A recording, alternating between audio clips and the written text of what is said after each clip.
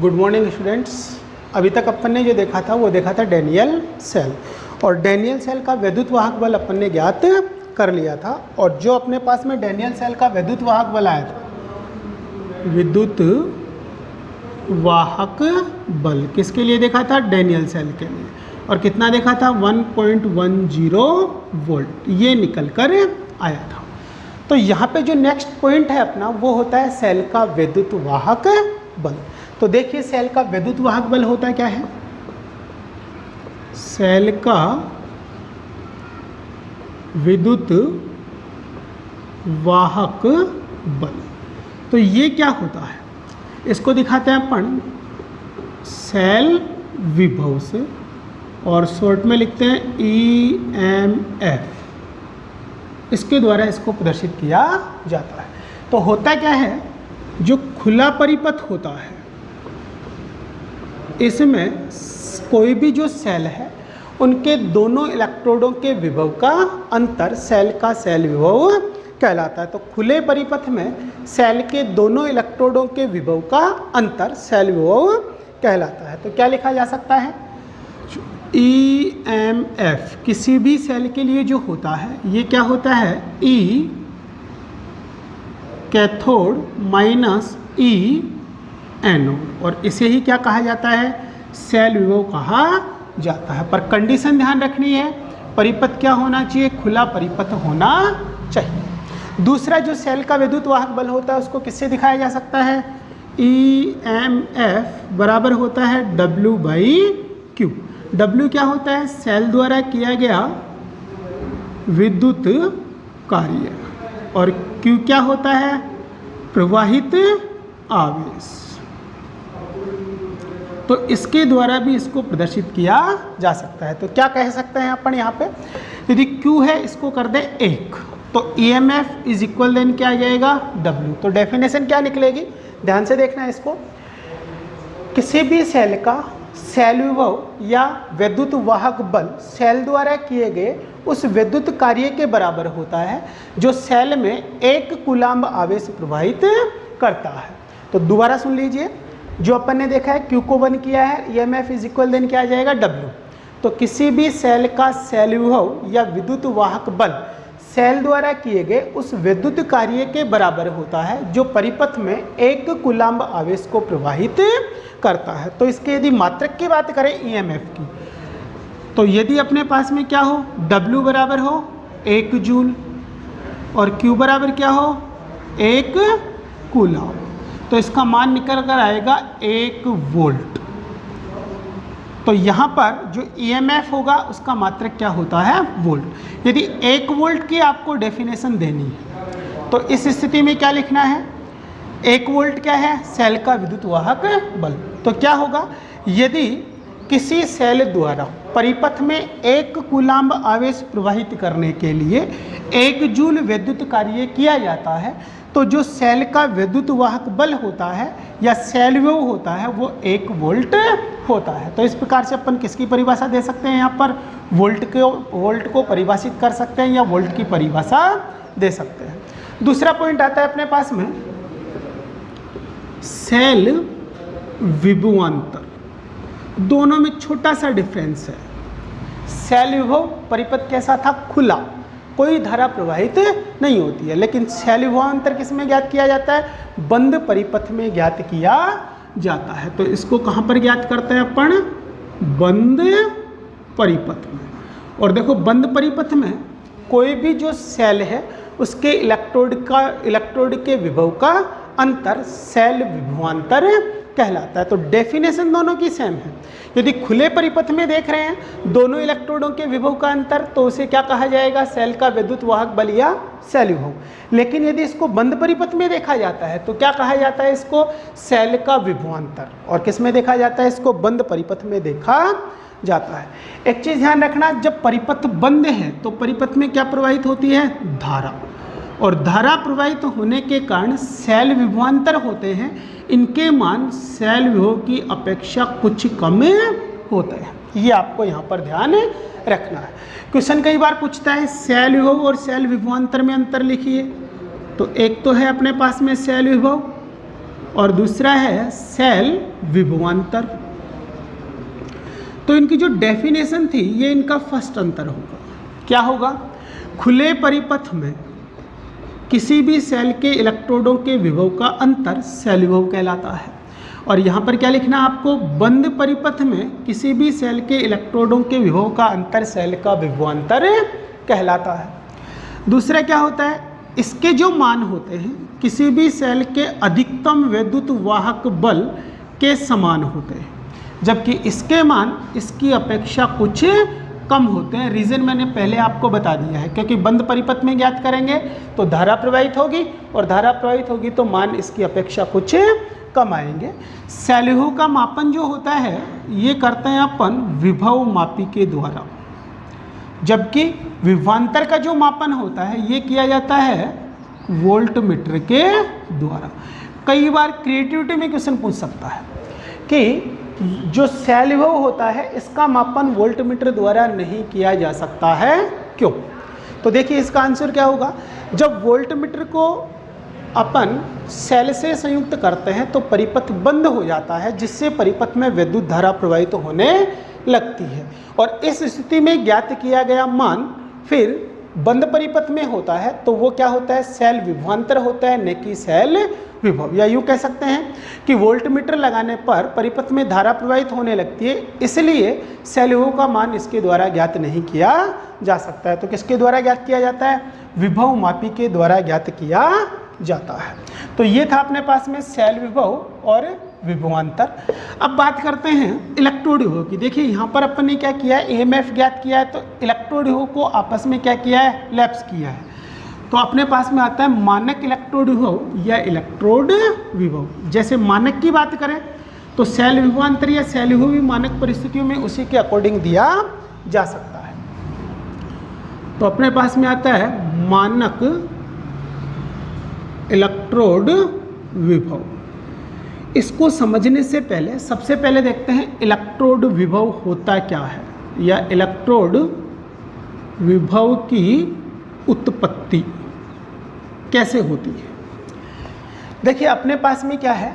कोई पात्र है, इसमें अपन ने क्या लिया? किसी धातु के लवणों का विलयन लिया। तो ये लवण थे और विलयन में है, तो ये अपने आयनों में टूट जाएंगे। किस में टूटेंगे? ये Cu2 पॉजिटिव और SO4 नेगेटिव। तो किसी धातु का अपन ने क्या लिया है? लवणों का जलीय विलयन। उसमें उसी धातु को इलेक्ट्रोड के रूप में यदि क्या कर दिया जाता है? स्थापित कर दिया जाता है। तो इस स्थिति में धातु और जो इसके आयनों का विलयन है उसके अंतराप्रस्थ जहाँ पर ये दोनों मिलते हैं, इस पर उत्पन्न विभव इलेक्ट्रोड विभव कहलाता है। एग्जाम्पल लिया अपन ने यहाँ पर Cu का इलेक्ट्रोड लिया और उसको CuSO4 के जलीय विलयन में डुबो दिया। तो इस स्थिति में Cu धातु और Cu+2 जो आयन है इसके मिलने के स्थान पर उत्पन्न विभव इस धातु का इलेक्ट्रोड विभव कहलाता है। तो उत्पत्ति का कारण क्या था इसकी यदि बात करें तो अपने पास में 3 कारण ले सकते हैं अपन। मान लो कि जैसे इस Cu को अपन ने किस में डुबो दिया?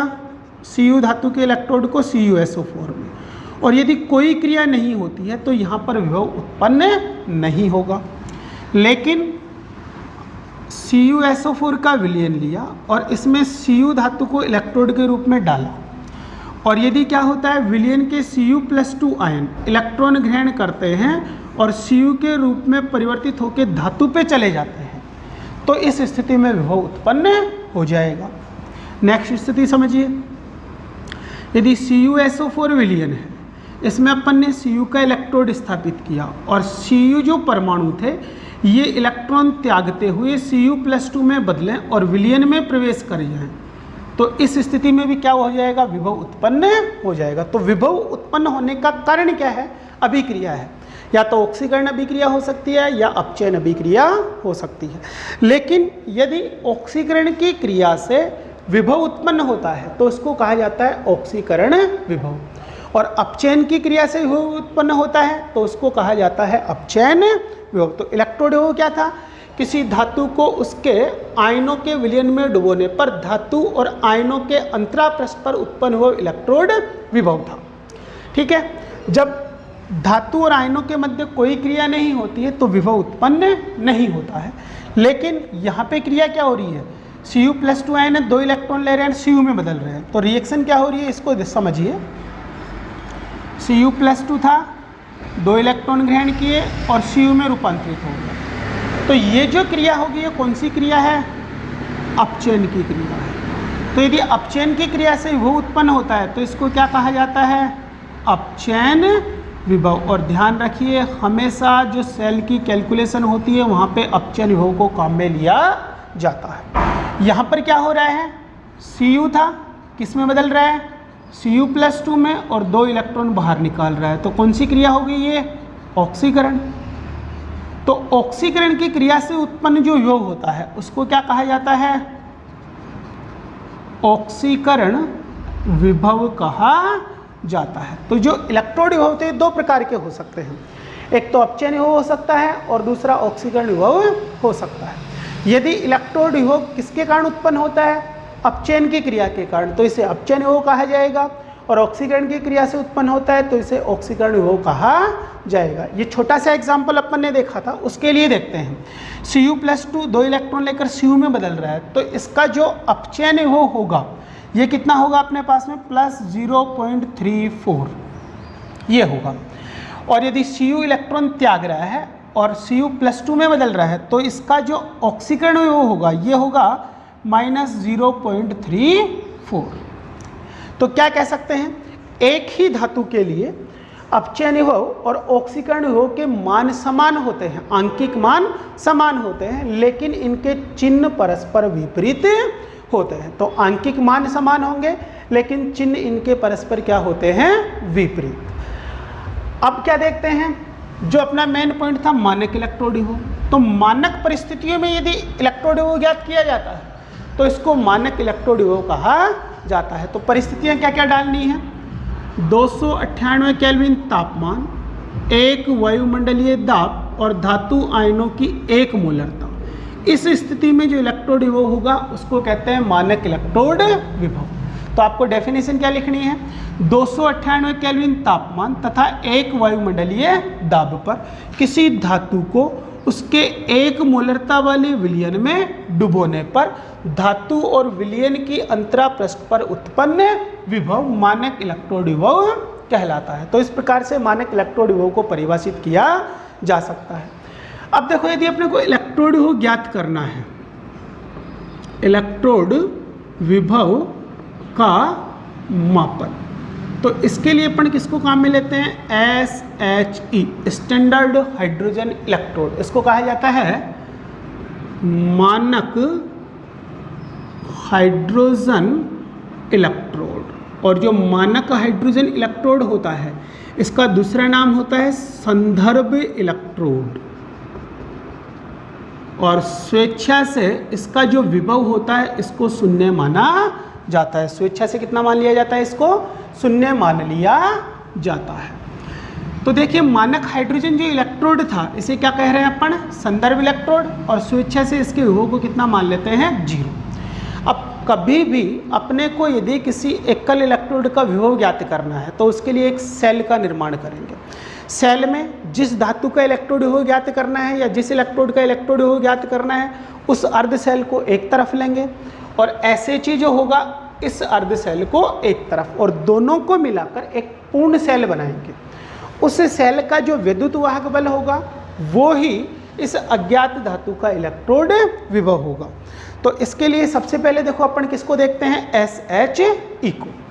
देखो SHE क्या था, संदर्भ इलेक्ट्रोड था। स्वेच्छा से इसका इलेक्ट्रोड विभव कितना माना था अपन ने, 0 माना था। अब इसके बनावट की बात करते हैं।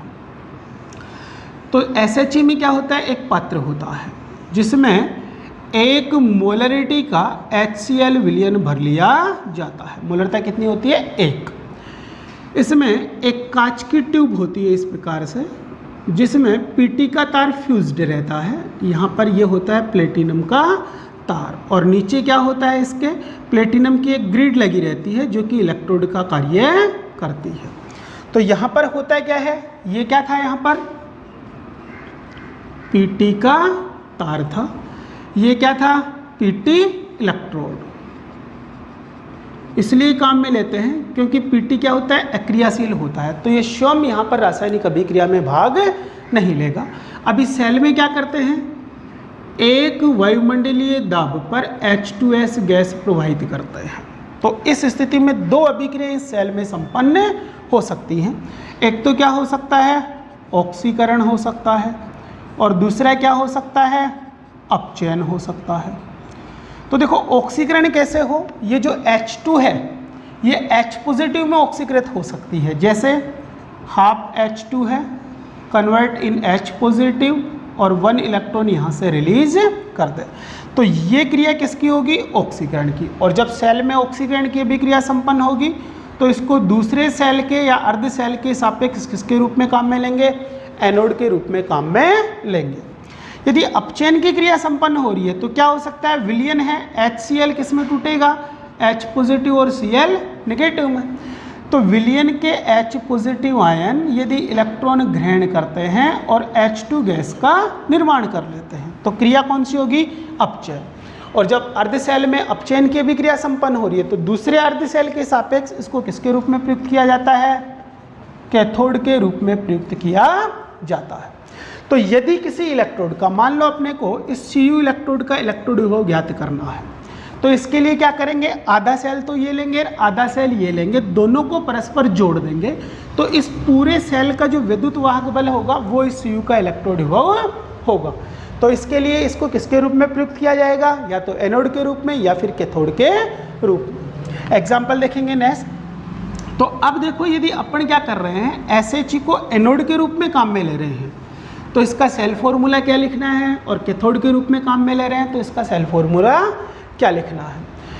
यदि इसको काम में ले रहे हैं एनोड के रूप में, तो एनोड में आप लोगों को पहले बता रखा है, पहले लिखा जाएगा धातु को या फिर उदासीन जो भी होगा उस स्पीसीज को, उसके बाद में उसके आयन को। तो जो क्रिया हो रही है वही लिखना है। H2 है किसमें बदल रहा है H पॉजिटिव में, पर ध्यान रखना है H2 गैस है, तो यहाँ पे जो इलेक्ट्रोड के रूप में दूसरा सप्लीमेंट काम में लिया वो क्या था PT, तो सबसे पहले क्या लिखोगे PT सॉलिड है।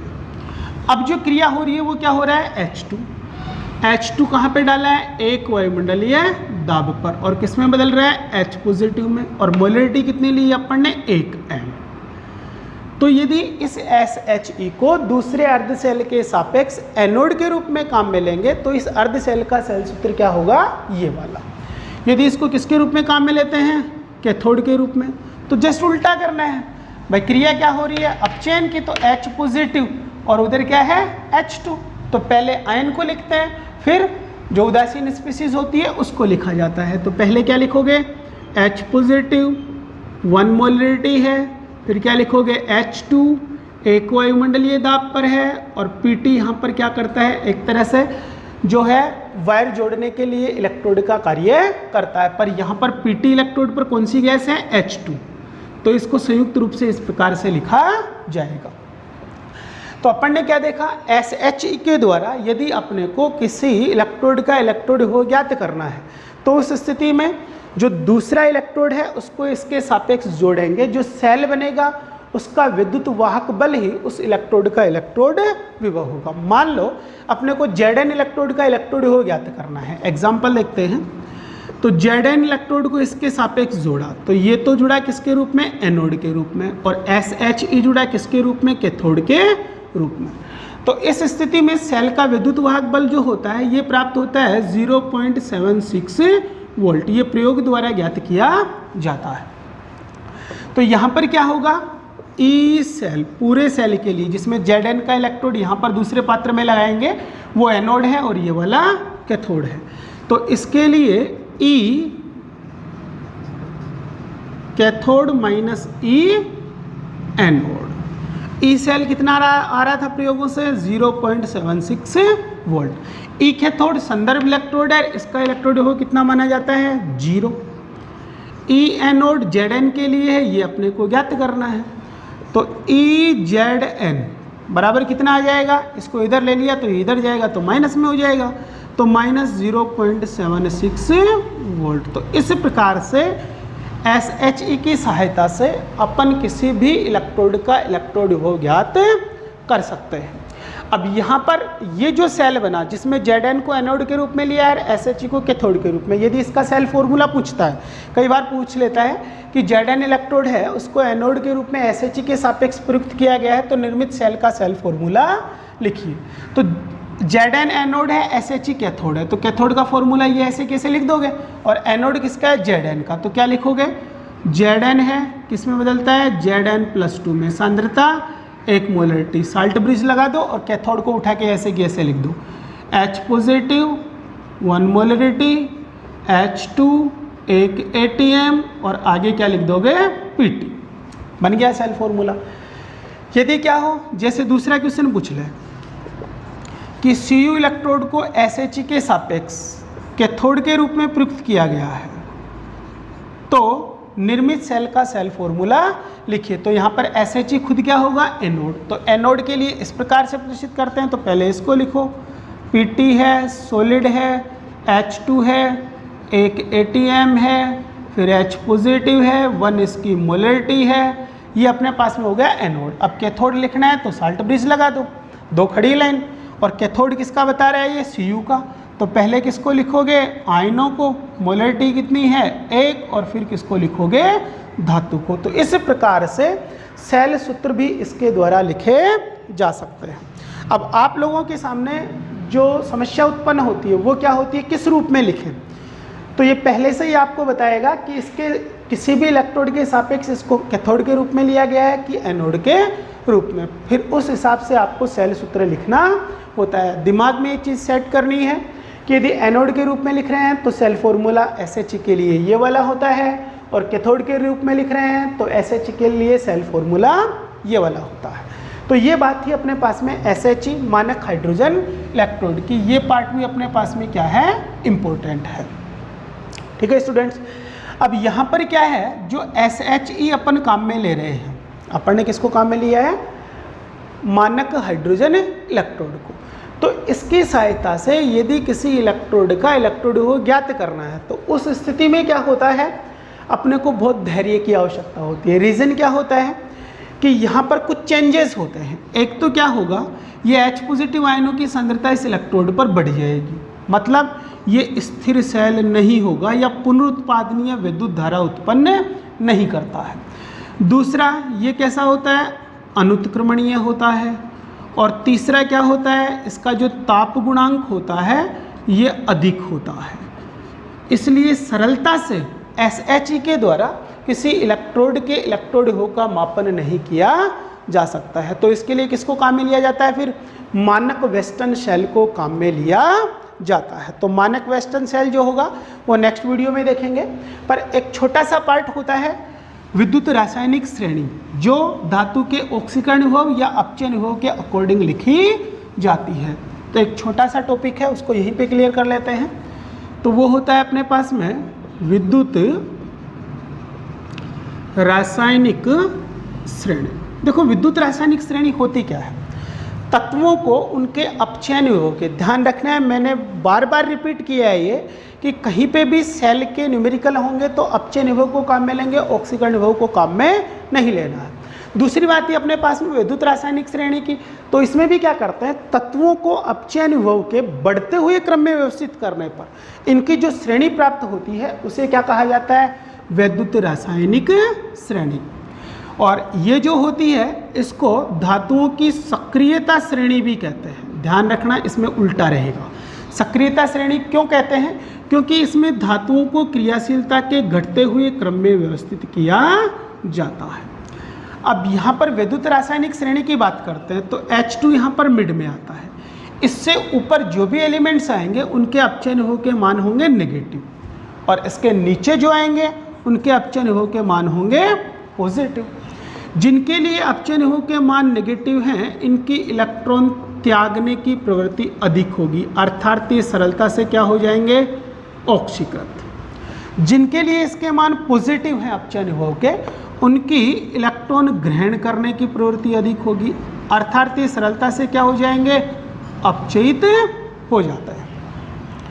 तो जो सरलता से ऑक्सीकृत होते हैं उनको मेनली सेल में किसके रूप में प्रयुक्त करते हैं, एनोड के रूप में, और जो अपचयित हो जाते हैं उसको किसके रूप में प्रयुक्त किया जाता है, कैथोड के रूप में प्रयुक्त किया जाता है। तो इसके मान आपकी बुक में एक सीरीज बनी हुई है, कुछ मान आपको याद रखने हैं, यदि न्यूमेरिकल पूछता है तो मेनली आपको मान वहाँ से दे देता है। अब इसकी एक विशेषता बताता हूँ मैं, इसमें आपको ये ध्यान रखना है विद्युत रासायनिक श्रेणी में कि जो ऊपर आने वाला तत्व है अपने से नीचे आने वाले तत्व को उसके लवणों के जलीय विलयन से विस्थापित कर देता है। कैसे, एक एग्जाम्पल से समझाते हैं। जैसे CuSO4 का विलयन है, यदि इसमें Zn की छड़ डाल दी जाती है तो Zn ऊपर आता है तो इसकी क्या है, ऑक्सीकृत होने की प्रवृत्ति अधिक है, तो ये तो इलेक्ट्रॉन त्याग कर विलयन में आ जाएगा और किसको, नीचे आने वाली धातु को Cu को विलयन से विस्थापित कर देगा। तो क्या बनेगा, ZnSO4 और Cu यहाँ से बाहर निकाल देगा। तो क्या कह सकते हैं कि विद्युत रासायनिक श्रेणी में किसी भी तत्व से ऊपर आने वाला तत्व अपने से नीचे आने वाले तत्व को उसके लवणों के विलयन से विस्थापित कर देता है। इसके कई बार घुमा के क्वेश्चन पूछता है, और घुमा के कैसे पूछता है, जैसे क्वेश्चन पूछा जा सकता है कि Zn के पात्र में CuSO4 को नहीं रखा जा सकता है, क्यों? तो क्यों नहीं रखा जा सकता है, क्योंकि Zn जो था उसके अपचयन हो के मान अधिक ऋणात्मक है, अर्थात इसकी इलेक्ट्रॉन त्यागने की प्रवृत्ति अधिक है, जिससे ये CuSO4 जो होता है उससे Cu धातु को विस्थापित कर देता है। ऐसे क्वेश्चन पूछा जा सकता है कि Cu के पात्र में AgCl या AgNO3 को नहीं रखा जा सकता है, क्यों? कारण वो ही होगा, Cu की क्रियाशीलता अधिक होगी तो वो Ag को वहाँ से क्या कर देगा, विस्थापित कर देगा। तो ये होती है अपने पास में विद्युत रासायनिक श्रेणी। दूसरा देखा था SHE, और इससे पहले जो पॉइंट देखा था वो देखा था सेल विभव और सेल विभवांतर। आगे जो पॉइंट आएगा यहाँ पर कुछ कमियाँ देखी थी अपन ने PT इलेक्ट्रोड की, तो सॉरी SHE की, तो इनका जो निराकरण किया गया था वो किया गया था मानक वेस्टर्न सेल में। तो नेक्स्ट पॉइंट में अपन देखेंगे मानक वेस्टर्न सेल, और उसके द्वारा सरलता से मानक विद्युत वाहक बल ज्ञात किया जा सकता है या मानक इलेक्ट्रोड विभव ज्ञात किया जा सकता है।